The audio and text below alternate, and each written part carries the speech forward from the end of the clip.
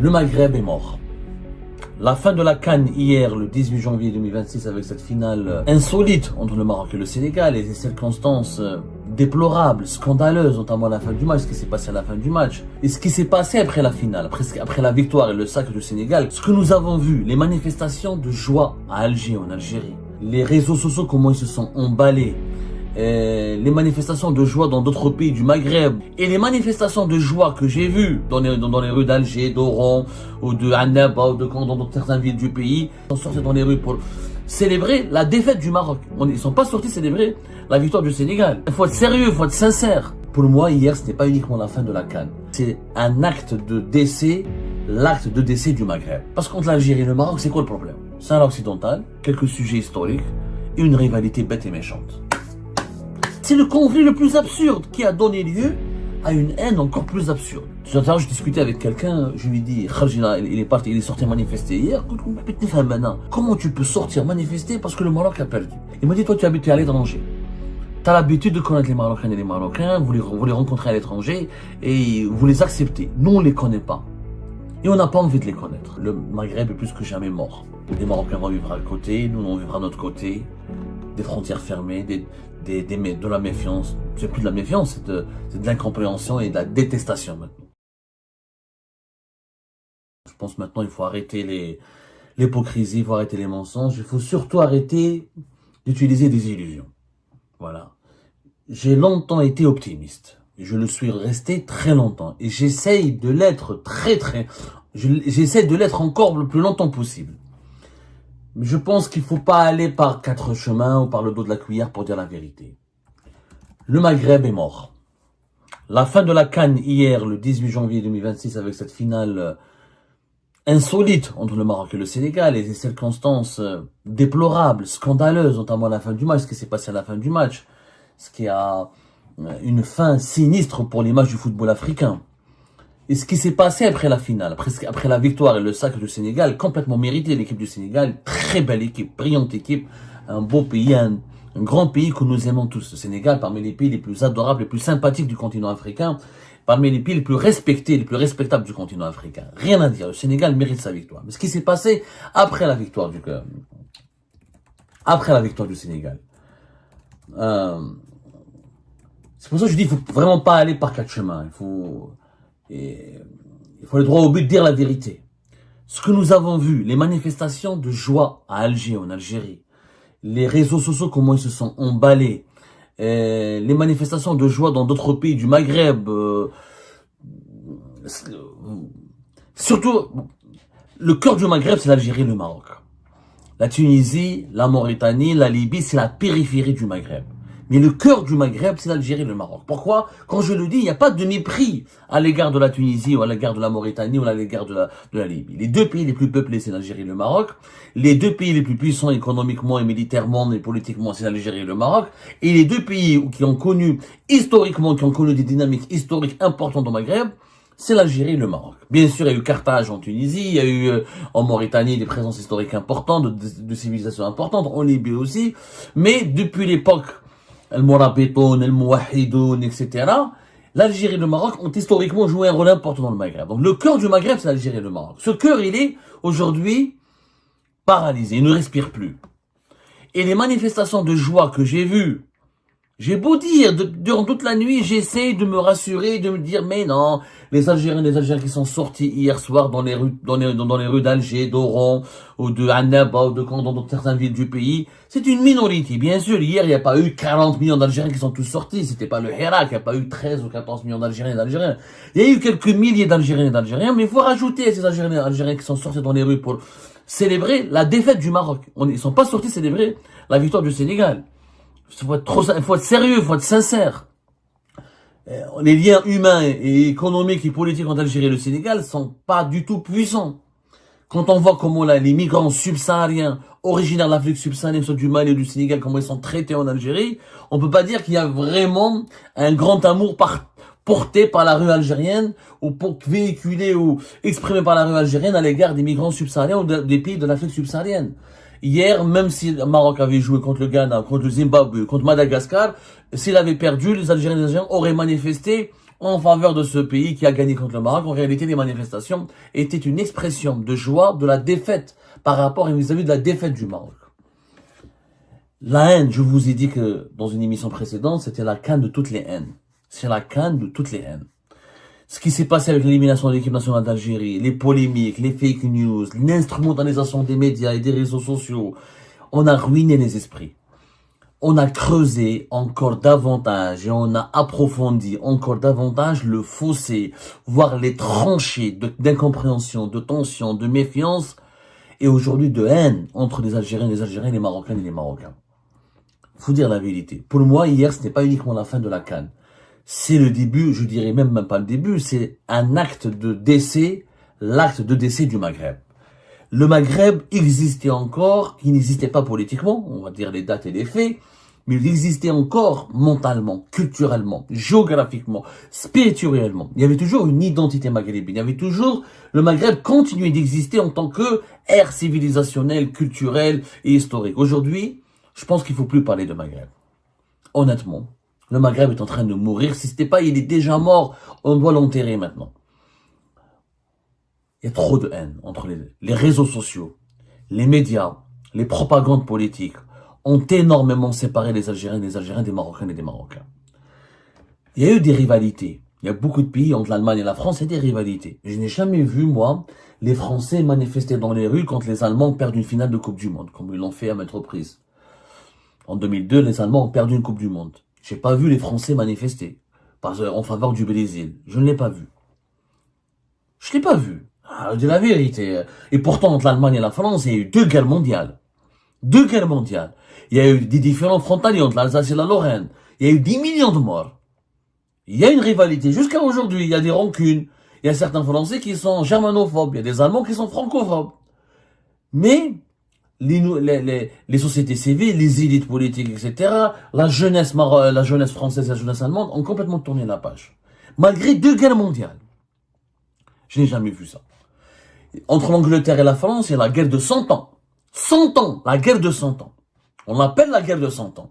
Dans l'histoire des 2 pays. Je n'ai jamais vu les Français manifester contre l'Angleterre perd ou les Anglais manifester contre les Français perdent. En réalité, on ne voit pas ce comportement dans les pays civilisés, dans les pays développés. En dépit de rivalités entre les Italiens, la France, l'Espagne, il y a toujours des rivalités, des concurrences. Il y a toujours un excès de chauvinisme, de patriotisme, de part et d'autre. Mais dans les pays civilisés structurés, on ne commémore pas la défaite du concurrent. On commémore pas on célèbre pas la défaite du rival. Parce que c'est un rival, le sport c'est le sport, mais c'est un voisin, et les relations de bon voisinage, et les relations d'unité régionale, et la nécessité d'une unité régionale, et d'une complémentarité entre les différents pays d'une région, sont des conditions indispensables pour le développement et la sécurité. On l'a vu avec l'Union européenne. L'Union européenne, c'est la démonstration. Binet, entre nous et les Marocains, la guerre des sables. La guerre des sables, le bilan Taha, c'est même pas une bataille. La dernière des petites batailles de la Première Guerre mondiale, ou la dernière des petites batailles de la Deuxième Guerre mondiale, elle a un bilan beaucoup plus important que la guerre des sables entre l'Algérie et le Maroc. Et Amgala 1 et Amgala 2. Des pertes insignifiantes à l'échelle humaine. Et des sujets de rivalité. Mais on n'a jamais eu de guerre. Il n'y a pas eu dans l'histoire, il n'y a jamais eu une guerre atroce entre les 2 pays. Au contraire, il y a des épisodes historiques où les Marocains et les Algériens ont joué un rôle important dans la décolonisation, dans la lutte contre la colonisation française, lorsque l'occupation française a commencé en Algérie. Il y a eu énormément c'est-à-dire, il y a une histoire, l'histoire et la géographie entre l'Algérie et le Maroc, elle est beaucoup plus puissante que l'histoire et la géographie entre l'Allemagne et la France, où c'est des pays qui étaient des ennemis depuis des siècles, ou l'Angleterre et la France. Quittons l'Europe, allons dans d'autres, il y a beaucoup de régions, il y a des rivalités. Il y a beaucoup de régions. Je n'ai pas vu, moi, par exemple, entre les Émiratis et les Qataris, il y a beaucoup de rivalités, il y a beaucoup de tensions.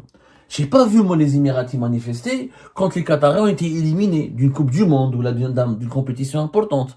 Je n'ai pas vu les Qataris manifester quand les Émiratis ont été éliminés ou ont perdu un match. Exemple.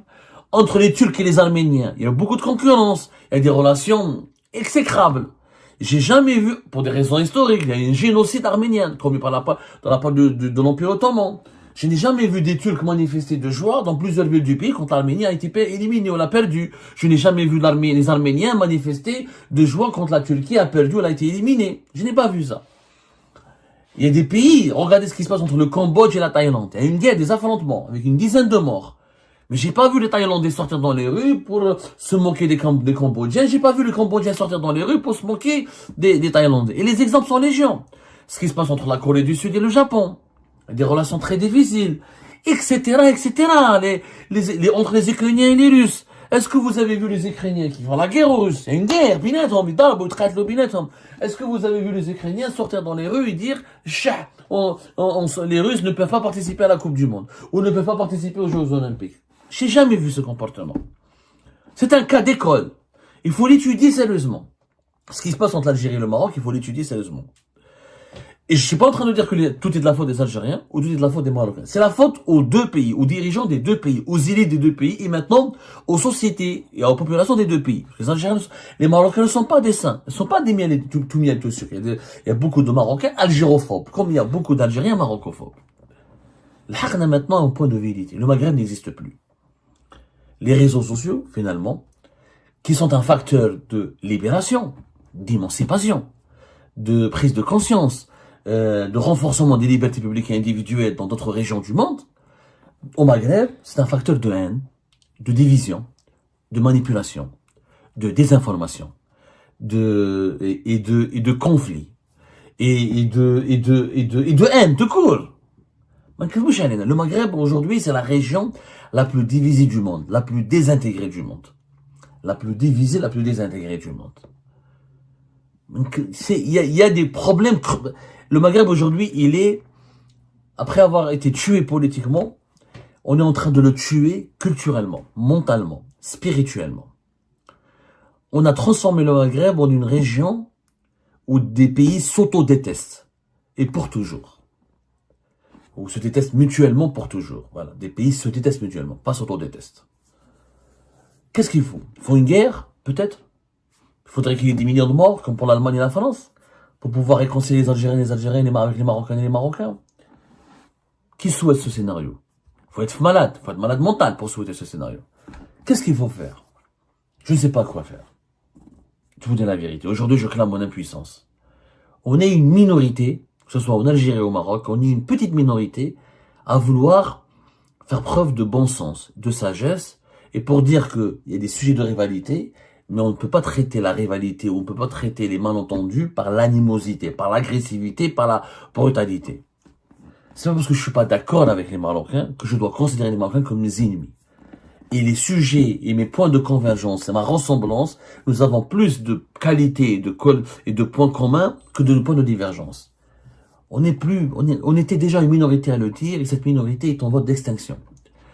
Malheureusement, ce discours de sagesse, ce discours de rationalité, qui peut s'expliquer par des arguments politiques, par des arguments économiques. Je rappelle par exemple que que l'Union pour le Maghreb, elle est moribonde depuis 1994. Il n'y a pas eu de conseil de chef d'État dans la région du Maghreb depuis 1994. Depuis 1994. Nous sommes en 2026. Nous sommes la région la plus désintégrée du monde. Quand on prend par exemple sur le plan économique, il y a quand même sur le papier 40 accords commerciaux signés entre les différents pays du Maghreb. Sauf que les échanges économiques et les échanges du commerce ne représentent pas plus que 5%, ne dépassent pas les 5%. Toutes les études internationales menées par la Banque mondiale, des organismes publics, privés, ont démontré que chaque pays maghrébin, et surtout l'Algérie et le Maroc, qui sont les deux pays les plus importants, ils perdent 2 à 3% de croissance annuelle à cause du problème de ce conflit, de la fermeture des frontières, de l'absence de coopération économique et de l'absence d'échanges économiques. Tout ça, c'est du concret. Ça, c'est pas des sentiments. Chaque année, on perd 2 à 3%. C'est-à-dire une dizaine de milliards de dollars sont perdus chaque année par l'Algérie, pour le Maroc, et qui auraient pu permettre à ces deux pays de construire des infrastructures, d'améliorer leur économie, d'améliorer leur sécurité, d'améliorer le niveau de vie de leur population. Bêtement, juste à cause d'un conflit qui n'a aucun sens. Parce qu'entre l'Algérie et le Maroc, c'est quoi le problème? L'Alsace et la Lorraine comme entre l'Allemagne et la France? Deux guerres mondiales? Non, c'est un occidental, quelques sujets historiques, et une rivalité bête et méchante. C'est le conflit le plus absurde qui a donné lieu à une haine encore plus absurde. Parce que nous avons deux régimes qui ne veulent pas se parler, qui ne veulent pas se dialoguer, qui ont instrumentalisé trop longtemps les médias et les réseaux sociaux et qui ont entraîné les populations, parce que les frontières, parce que les Algériens et avec les Marocains ne se connaissent pas. Tout à l'heure, je discutais avec quelqu'un, je lui dis, il est sorti manifester hier, comment tu peux sortir manifester parce que le Maroc a perdu? Il m'a dit, toi Abdou, tu peux pas nous comprendre. Pourquoi? Il m'a dit, toi tu habites à l'étranger. Tu as l'habitude de connaître les Marocains et les Marocains, vous les rencontrez à l'étranger et vous les acceptez. Nous, on les connaît pas. Et on n'a pas envie de les connaître. C'est vrai que les Algériens ne connaissent pas, à cause de la fermeture des frontières de 1994, à cause de la rupture des relations diplomatiques maintenant, avec la fin des liaisons aériennes, des liaisons maritimes entre les deux pays depuis août 2021, les deux peuples ne se connaissent plus. Quand on ne connaît pas quelqu'un, quand on ne peut pas lui parler, quand on ne peut pas l'approcher, donc on est prêt à écouter toutes les propagandes. On est prêt à subir tous les mensonges. On ne peut pas rencontrer l'autre, cet autre qu'on nous diabolise. Et c'est dans les deux exemples, hein. Je parle des Marocains et les Marocains qui ne peuvent pas croiser les Algériens et les Algériens, et les Algériens et les Algériens qui ne peuvent pas croiser les Marocains et les Marocains. Sauf à l'étranger. En dépit, il y a des familles communes, il y a des familles, il y a des binationaux entre l'Algérie et le Maroc depuis l'indépendance. Mais il se trouve que peut-être la démographie est en train de changer, que les nouvelles générations ne se connaissent pas, ne se fréquentent pas. Elles ne se connaissent qu'à l'étranger, au niveau de l'immigration, ou sur les réseaux sociaux. C'est catastrophique. C'est malheureux. Quand on voit ce que les Africains en Afrique de l'Ouest sont en train de faire, ou là au niveau de l'Afrique de l'Est, quand on voit les Sud-Américains, quand on voit les Américains, les Européens, quand on voit comment la plupart des régions du monde sont en train de s'unir, de se solidifier, de créer des passerelles, de tisser des liens forts pour affronter les nouveaux défis du monde d'aujourd'hui, les défis climatiques, les défis économiques, les défis sécuritaires. Quand je vois que les trois pays du Sahel, ils se sont alliés, ils ont créé une alliance des États du Sahel, malgré leurs moyens très limités, malgré leur histoire mouvementée, malgré leur situation très grave sur le plan sécuritaire et économique. Quand je vois ce qui se passe au Maghreb, je suis triste. Je suis triste. J'ai pas de réponse aujourd'hui. Aujourd'hui, je suis impuissant parce qu'on n'est pas à écouter. De toute façon, cette vidéo sera regardée par qui? Quelques milliers, pas plus. Il y a des millions sur TikTok. Il y a des millions de trolls, d'appels à la haine, de personnes de mauvaise foi, de malveillance qui circulent sur les réseaux sociaux maintenant. Qu'est-ce que je peux faire moi ou un esprit ou quelqu'un qui a du bon sens en Algérie ou quelqu'un qui a du bon sens au Maroc, qu'est-ce qu'il peut faire face à cette armada de désinformation, de manipulation et de haine sur TikTok, Facebook, Instagram et les autres. On est la région aujourd'hui la plus désintégrée. Et aujourd'hui, je pense que le Maghreb est plus que jamais mort. Les Marocains vont vivre à côté, nous on vivra à notre côté. Des frontières fermées, de la méfiance. C'est plus de la méfiance, c'est de l'incompréhension et de la détestation maintenant. Des relations diplomatiques rompues, etc. Jusqu'à quand ça va durer? Apparemment, ça va durer longtemps.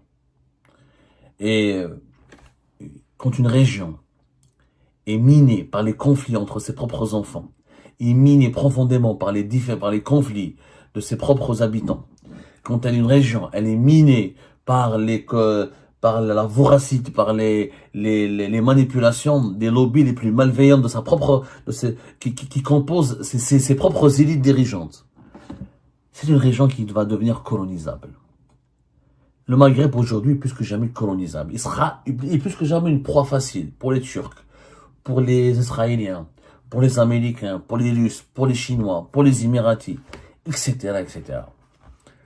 Dans les années à venir, nous allons payer très cher sur le plan économique, sur le plan sécuritaire et sur le plan politique ces indivisions et ces conflits intestins. Nous allons les payer très très cher.